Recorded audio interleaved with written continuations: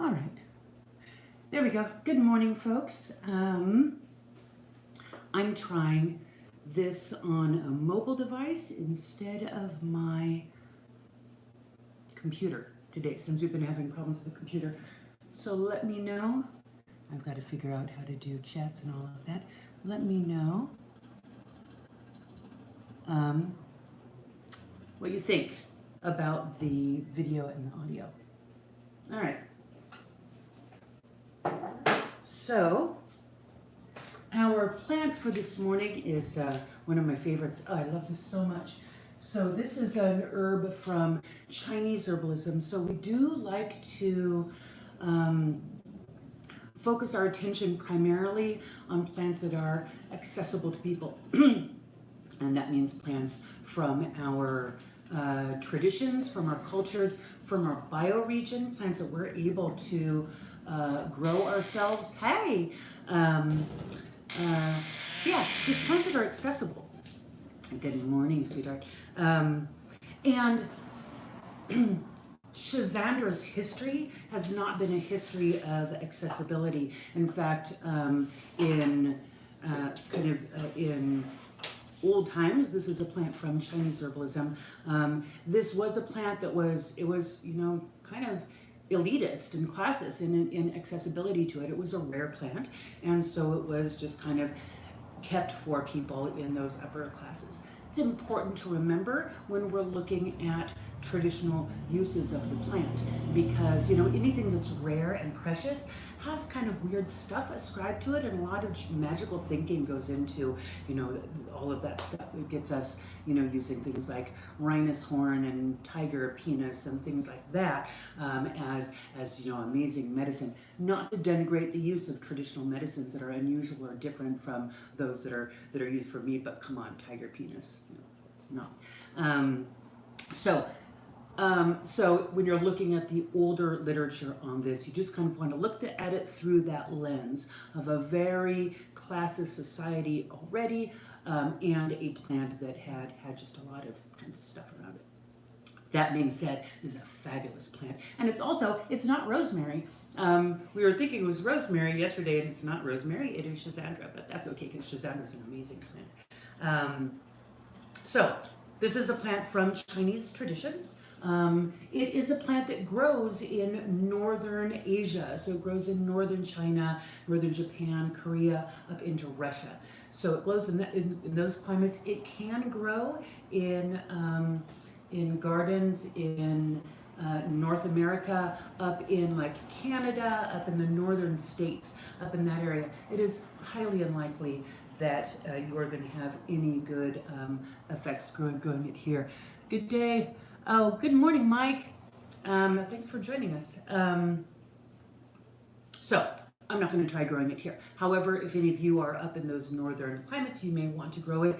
It is a plant that is dioecious, which means that it has a male and a female part, and so you need both male and female plants in order to have. There are cultivars that are self-fertilizing, but generally, if you're going to grow it, you have to have the male and female plants. So, and it is possible if it doesn't get cold enough, if you don't have the right climate, that you might get it's a beautiful growing vine, but you may not get any fruit growing. And it is the fruit that we use. So the fruit is called Schizandra,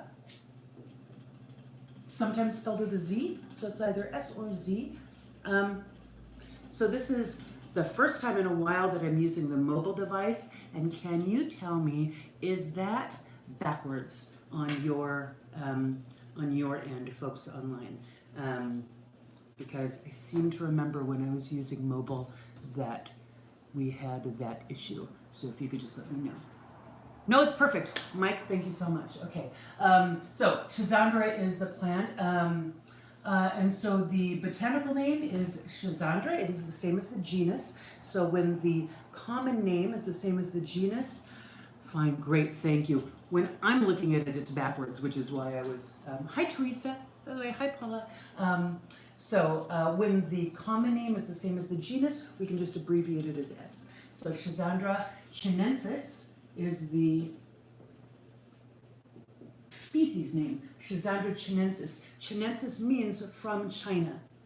So whenever you see that, that is a plant that is likely grown in China, as you see this. Same with, if you see, by the way, japonica is from Japan. From Japan. So oftentimes the species name tells us where it's from.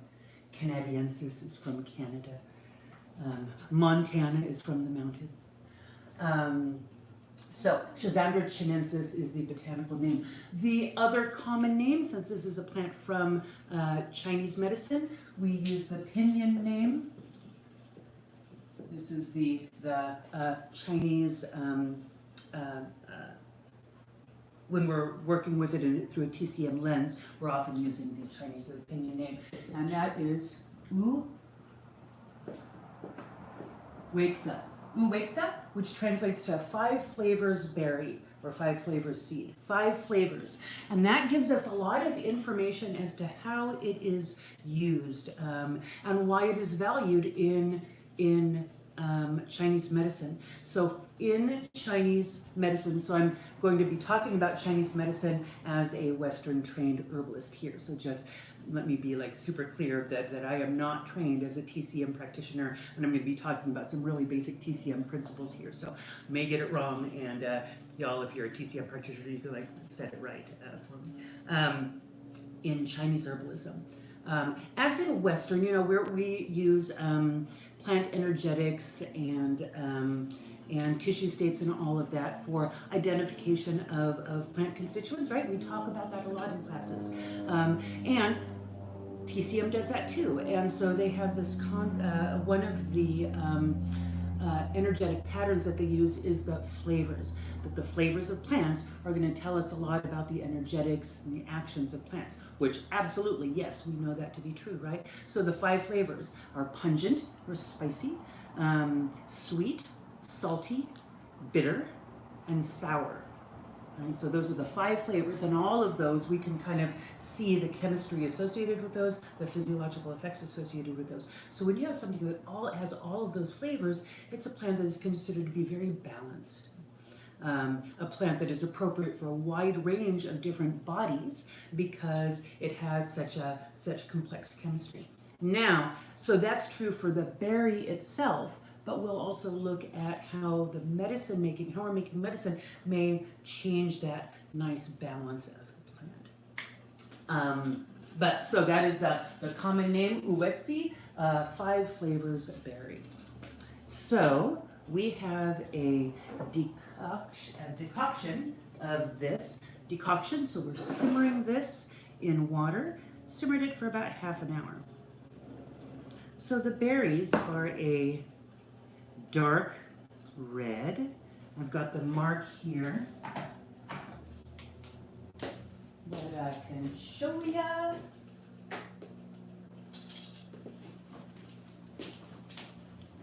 I'm going to pass them over to you.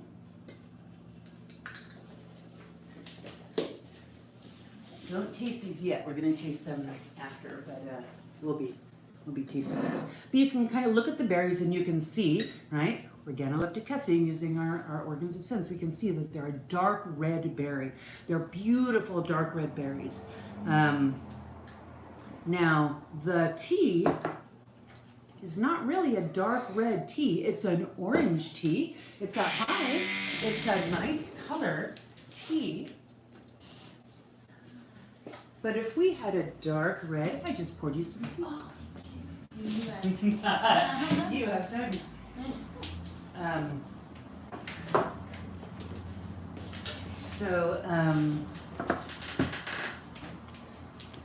If we're making another deep red plant, making a tea of a deep red plant, we might expect the tea to be a deep red color. For example, hibiscus. Right? Hibiscus is deep red. You make a tea from it, and there's that dark red color. This is a pretty insipid color for a plant that is very deep red if the chemistry of that pigment is water soluble. And I'm bringing this up because many people who come to my classes, I have got you trained to make red as anthocyanins, don't I? I have you. Right? So red is often anthocyanins, and blue and purple and that kind of spectrum, right, is anthocyanins. Presence of that, you're going to see that color and know that is very likely to be the chemical that's in there, but it's not here. Because if it were here, if this deep red berry was rich in anthocyanins, which you totally might think it if you're looking at it and going, yeah, then it would make a tea that's deeper red than this, right? So we can, by using organoleptic testing and the opposite way, right? The absence of a color also tells us a lot. So there is a red pigment in this plant. It is not anthocyanins because it didn't pull out in the water in the same way we would expect to be, which means that it is likely lycopene. And lycopene is a carotenoid that is found in a lot of berries. Lycopene is the red pigment that is in goji berries, and it's the red pigment that's in tomatoes. It's a red pigment that's in watermelon. Right? So it is a carotenoid, which is a fat-soluble nutrient. It's fat-soluble, so it's not going to be able to be extracted in water because it's not soluble in water. It's soluble in oil. So we'll just kind of keep that in mind, that lycopene may be a lot of the chemistry here. We do know that there are a lot of carotenoids in Schizandra berries and some of the medicine. But those are not going to be in the water because those are not soluble in water. What we do have here, well, let's taste it and kind of see. So we're gonna smell it. By the way, what do you think about the scent, the smell of Schizandra? What does it smell like to you? I walked into a TCM practitioner office. Like you walk into a TCM practitioner office. It smells very tight TCM herbs. Yeah. Yeah. It has just a floral undertone. A floral undertone. Earth. Earthy, trees. Bark, dirt. Mm-hmm. Bark, dirt. Yeah. All right. So take a sip of it. Hold it in your mouth. There's a lot going on with Schizandra.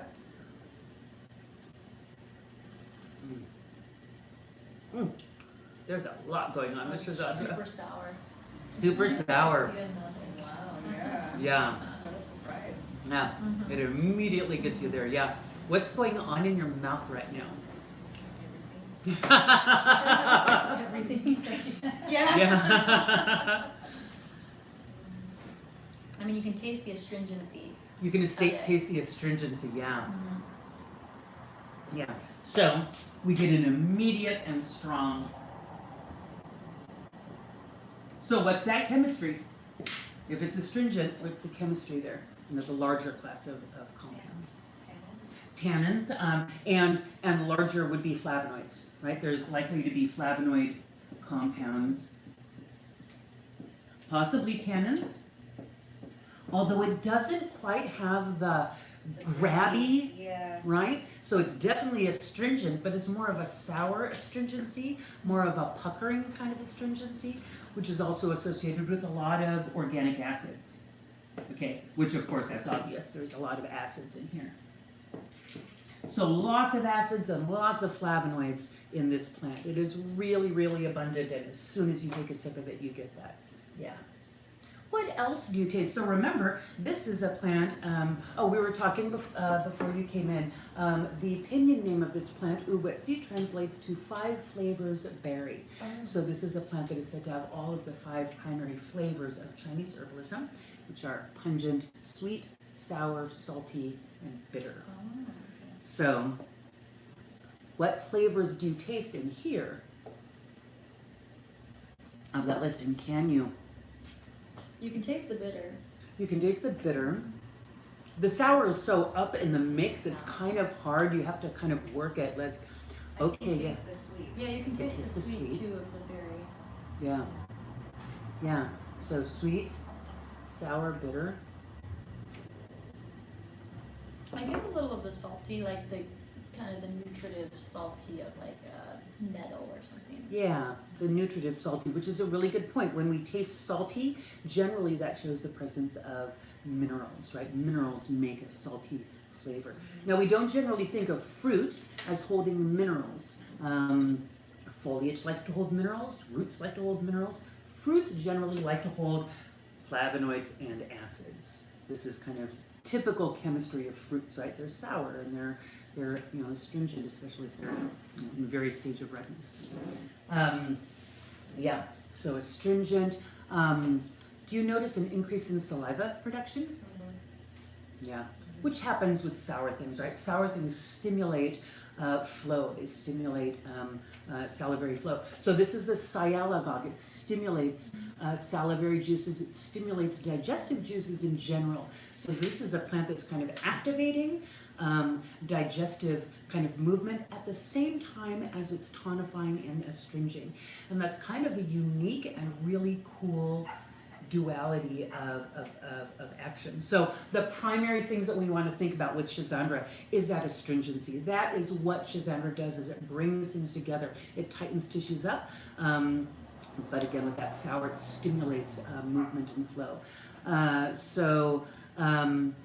The energetic pattern, tonifying, cooling, because of that sour flavor, right? Sour flavors are cooling, bitter flavors are cooling, and draining and drying. But this is a plant that is also said to increase the fluids in the body. So there are in Chinese herbalism what are called the precious fluids. The precious fluids are fluids that support and nourish our body. The fluids that move through our body, also the kind of ancestral fluids associated with kidney energy, sexual fluids. This is a plant that is known for increasing sexual fluids, increasing semen production, increasing vaginal mucus, increasing just general juiciness of the pelvic region, especially if we think of also in terms of that increasing that digestive function, right? So it has both a tonifying and strengthening and firming effect, and also a juiciness effect, which we don't often see, because if we think of that tonification of tissues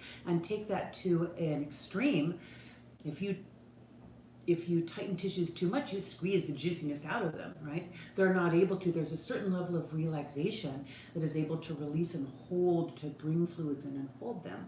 But this is a plant that kind of holds that duality of increasing the ability of the body to hold those fluids and increasing the volume and the quality of the fluids that are in the body. So it has all of the primary flavors of Chinese herbalism, and it activates and generates and holds all of the primary fluids of Chinese herbalism.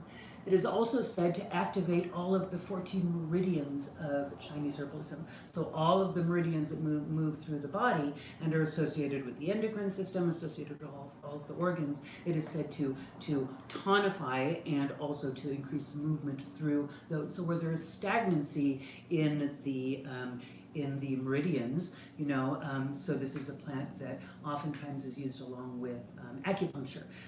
With acupressure, we are also breaking up stagnation in those meridians.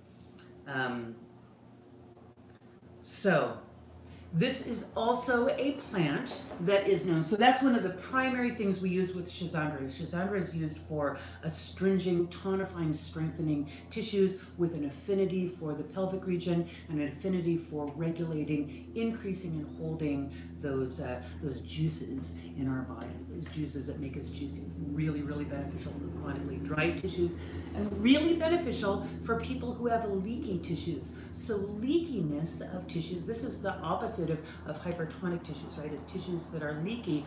What do we see leaky tissues at? We see it as urinary incontinence, pelvic floor weakness, especially after giving birth. But we also see it as hot flashes and night sweats, right? Hot flashes is movement of fluids and heat to the periphery of the body and continuing out, where the skin is no longer an appropriate boundary, right? So that is an indication of leaky barriers in the body, and we use astringent plants, we use specific tonifying plants to reduce that leaking. So it's used for hot flashes, night sweats, just generally sweating in general. It is not a plant, I think, for use in breastfeeding, because I'm not really I don't trust things that are really astringent and tonifying when you need to be creating all of that breast milk. So just like other plants that are astringent and tonifying that we don't use during breastfeeding, like sage, I would not use it there. Let's see. So tonifying to the pelvic region, to the urinary system, for the skin. It is also very good generally for skin health and for epithelial tissue health because of that tonification. So that's one of its primary actions. The other primary action that we see associated with the Schizandra is that it is an adaptogen. Now, an adaptogen, when we talk about adaptogens, it's important to note that that is an herb from Western herbal traditions, right? So we're talking about a Chinese herb, a Chinese tonic herb. And Chinese tonic herbs are oftentimes the plants that we refer to as adaptogens, but that is a Western term. It's just important to keep that in mind because we have traditional Chinese ways of preparation of a plant. In this case, the traditional Chinese way of preparing the plant is as a tea. That's generally how we use it in Chinese medicine. So mostly they probably use this for like older people, like as a... For older people, yeah. For generally, old age is one of those things that brings on that tissue laxity that needs to be corrected for. But you can also kind of think of that after any kind of surgery, after kind of, or in specific conditions where you're going to have that kind of that lack of tone. Mm-hmm. Yeah, but absolutely with aging, this would be definitely one of the plants associated with that because that's just kind of the pattern of aging, right? Without making that a pathology. Right. But like menopause, it seems like it'd be really helpful. Menopause, absolutely. So, water extract used for this astringency and for all of those qualities.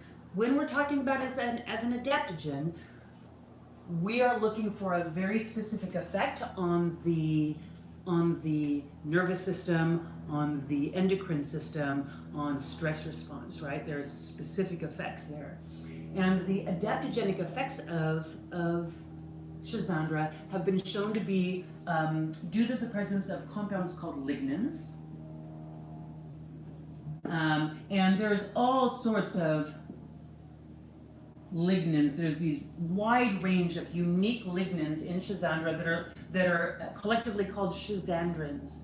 So there's schizandrin A, schizandrin B. There's like 17 different schizandrins, and these are considered to be the primary constituents that are associated with the adaptogenic effect. These lignans, schizandrins, by the way, lignans are the same compounds in milk thistle seed that give milk thistle all of its effects, right?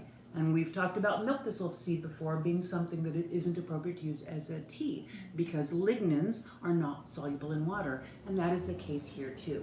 This is a really important thing to keep in mind when you're using Schizandra. If you're using it for the adaptogenic effects, you need lignans. Those aren't going to extract in water. So are almost no lignans, just as there's also almost no lycopenes or carotenoids in here. They can't because they're not going to extract in water. They can't extract these lignans in here. So how do you get the adaptogenic effects of Schizandra if you're not making a tea? You can make a tincture. You can also, and this is what I want you to do first, you can eat the seeds. So I have the leftover marc, we were talking about this before you came in. and I want you to eat one of the seeds. So you know what the tea tastes like, keeping in mind those 5 flavors. So now you're going to get the seeds, and the seeds have a different flavor profile. And you know that the chemistry of the seeds was not water soluble because that flavor was not at all present in the tea, was it? The almost tastes soapy, like the saponin flavor. Yeah. Saponin's in it. This is the pungent flavor that was missing, right? There's no pungent flavor in here. It's 5 flavors, Barry, but one of the flavors, pungency, was missing in here. It's not missing there. No, it For tastes me, like I'm eating it tastes almost like, you know what it tastes like to me is almost like creosote. We were in the desert yesterday looking at desert plants, and creosote bush is there, and there's that kind of tarry, resonance, and it is resinous, and it kind of sticks and it persists in your mouth. It's intense, Like isn't it? sap almost. It tastes Like sap, exactly. So, yeah. Is it giving me a hot flash right now? You want some more tea? You want some water? Yeah. But if you want the adaptogenic effects of Schizandra, you need to taste that flavor. If you don't taste that flavor, you're not getting lignans and you're not getting that chemistry. You're still going to have the chemistry of all of those flavonoids and those organic acids, and that's really beneficial and important chemistry. But it's missing. If you can't taste it, it's not there. I do want to give you a little bit more of the Schizandra berry because I have a way of taking it. So there's a couple of different ways of taking it. One you can imagine is a tincture. So you can make a tincture of Schizandra, and you're going to get that flavor. You can taste that. So you may not want to taste this, or you might want to taste maybe just a drop of it. But you definitely have that pungency. Well, I put 4 in my mouth, not no. You before? Oh, I didn't realize you ate so many. Yeah, that's why I was. I ate a whole bunch too. Yeah. You guys trust me so much. Of course we do. I'll just eat whatever Julie throws at me. Plus, I like surprises. So, Yeah. it's a good combo. So, but it'll be really. So you have a really good relationship with elderberry, with Schizandra berry chemistry right now. So it'll be very interesting for you to kind of sit with that because you had a lot. Sit with that and kind of feel how it feels in your body for the next couple of hours. Remember that you did this. You probably will remember that you did this. So you definitely get the sourness in the tincture. Yeah. Where you don't get hardly any of the sour in the berry. Yeah. Oh, I get a lot of sour in that. Or maybe I just got so much pungent in the berry that it just over. The tea is the most sour to me. Oh, I see what you mean, the whole berry, right. Yeah. So now one of the reasons that the berry is not all that sour is we extract it into the water. Because organic acids are very soluble in water. These are the berries you That's make the tea mark from. left over, yeah. So if you don't make a tea from them and just eat them, Yeah. you'll get the. You'll all get of it. that. Oh, you'll get all of that, yes, yeah. And I like eating the berries. They're some semi-soft, dried. You can just eat 1 or 2 of them, and 1 or 2 of them, y'all. And you know, it has that kind of awakening. It is a plant that increases mental clarity and mental focus. Matthew Wood is an herbalist that says that he likes to kind of think of that astringent quality, that Schizandra astringes consciousness. I really like that concept that it's just kind of, you're like all over the place, like, oh, but when you take Schizandra, when you eat a Schizandra berry in particular, yeah, you're like, whoa, I'm focused exactly on my body's processing this information and I'm not all over the place here. I have just astringed and kind of tightened to those barriers and what I am paying attention to. Yeah, I brought coffee. I feel like I don't need coffee. You don't need your coffee. Yeah, it is definitely, it's a plant that stimulates the nervous system without activating it. It is a very much a stimulating plant. At the same time, this is a plant in Chinese herbalism which is said to calm the Shen. Shen is heart energy, right? It's where the spirit resides. So disturbed Shen is anxiety, irritability, insomnia, especially with disturbed dreams, heart palpitations, just generally when we're kind of feeling stuff, right? I have big feelings kind of right here. This is what one of the reasons that Schizandra is used. So it has that duality of kind of calming down that anxiety response, but also kind of making us like really aware that we're like in this body and doing all the stuff that this body is doing. This is so cool. It's a great plant, yes. So the seed, the whole plant also has a major affinity for the liver. Huge affinity for the liver, has really important liver medicine. So this is a plant that is hepatoprotective. So if you take Schizandra, it can protect the liver against trauma, insults from medications, exposure to chemicals, what have you. It is hepatoregenerative, meaning that it can increase the growth of new cells, what are called hepatocytes, liver cells. It stimulates hepatocyte growth, healthy, functional hepatocyte growth. So it is regenerative, and it is anti-hepatotoxic. So it protects against hepatotoxic practices and pathways that may activate. So it is very much like milk thistle. These are not botanically related plants, Schizandra and milk thistle, but they are very similar in terms of their chemistry and action in the body.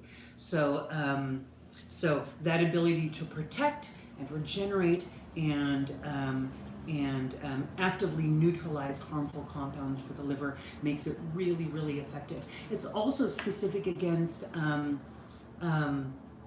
hepatitis, viral, bacterial, every form of hepatitis has been shown to reduce viral load, reduce pain and inflammation, reduce liver enzyme issues. This is a specific plant for elevated liver enzymes, whatever their cause.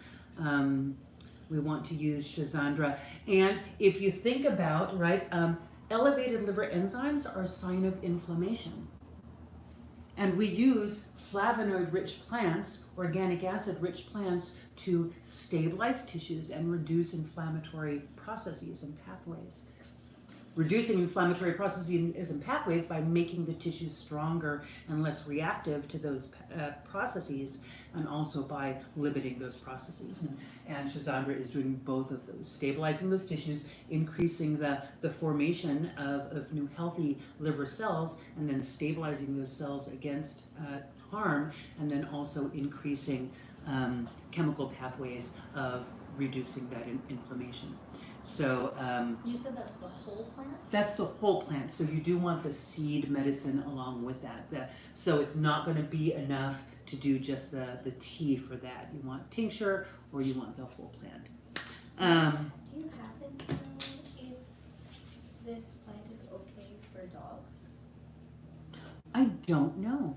That is a very good question, and I'll bet we can find out if you remind me after class. I have an interview right after class, but if you just leave me a note, and I can look into that. Because there are TCM practitioners who work with TCM herbs for dogs, and so they will know. A great book for that, if you want to look into Chinese herbs for dogs, I love the title of it, so I always remember this book because of the title. It's called 4 Paws, 5 Directions.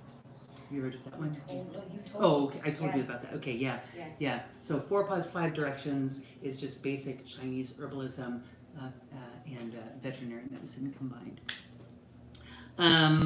Okay, so,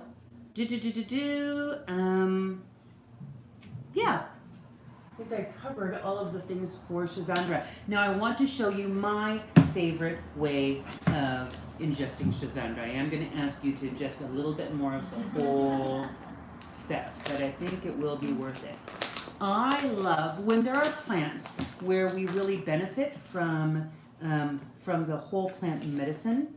We want to kind of ingest the plant, just eat it. So when you say whole plant, is that the leaves, the roots? I'm sorry, no. Thank you for asking for that clarity. I'm talking about the whole berry. Okay. Yeah, because we just use the berry, we don't use We the. don't extract, Yes. okay, So I was not clear with that. Thank you. But not the leaves or the Not the leaves. roots. Yeah. So we want to use the whole berry. We're not using the tea as opposed to an extract. Okay. Right? So what I have here is Schizandra berry powder. This is the ground dried berries that have been ground to a powder, and I'm going to make an electuary out of it. Electuaries are honey paste. You just take a powdered herb and you add honey to it. It's the simplest medicine making we have. You're not extracting things, so you don't have to wait for X amount of time for it to extract. You don't have to heat it up. You're not doing anything but using the honey as a medium, a vehicle to carry the herbs into your body. What I like about making specifically this as an electuary is adding a significant amount of sweetness to that flavor profile just turns it into this yummy, sweet, sour thing. Yes, it has that intensity of the seeds in there because the seeds are in there, because that chemistry is present, so you're going to taste that chemistry. But the sweet offsets it so easily. Now, this is a plant that has almost no fibers in it in terms of like mucilage or pectins, like other berries. So when you make an electuary out of this, whenever you make an electuary, sometimes you have to worry about if you have something with pectins or with like mucilage, then it's going to thicken up after you make it. And so if you make it into a paste form like this, the next day it's going to be hard as a rock because it's going to continue to thicken. Schizandra doesn't have pectins and it doesn't have mucilage, so when you make it into an electuary, that's the state it's going to stay in. So you don't have to adjust for that. So, I mean, you just make it and it's there. So this is Schizandra electuary. Let's try that again. Oh my God, that's so good. Oh, oh, it's so good. Here you go. Isn't that amazing? And so what's the recommended dosage? Is it a long-term herb?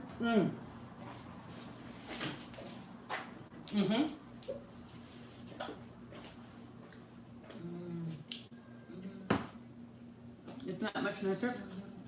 This was a great journey. It's a fun journey, huh? It's an amazing plant. It really is wonderful. Yes, your answer is yes. So this is appropriate for long-term use because we're looking at a plant that, number one, a lot of the actions that we're looking for are changes to the structure of tissues, and that takes time. We do have an immediate astringent effect. We have an immediate anti-inflammatory effect that happens, but those are kind of reactive responses. And they're not long-term responses. So if we're changing the structure of tissues in the body, that's why we're taking it. We're going to take it long periods of time. If we're taking it for regulation and normalization of a complex system like the endocrine system, we're going to take it for a long time because that's something that goes. But it's a Chinese tonic herb. It's meant for taking as a tonic, as a daily or regular use plant. So you can, so most of the time you're going to see Schizandra products that are water extracts. There's a whole bunch of Schizandra out there that is made into water extracts because it's really yummy to make the tea and sweeten. Excuse me, whoa. And sweeten a little bit. It's called Schizandra lemonade. It's sort of lemony. It's kind of nice, and that's fine. It's fine to say that, but you cannot ascribe the adaptogenic effects to it. You cannot ascribe the whole complex hepatoprotective range of effects onto the teas. You just can't, because a lot of that is specifically seed extracts. If you look at clinical studies and you look at the actual studies, you'll see a lot of those effects. It specifically says seed extract and not the berry extract. So you have to have the whole plant.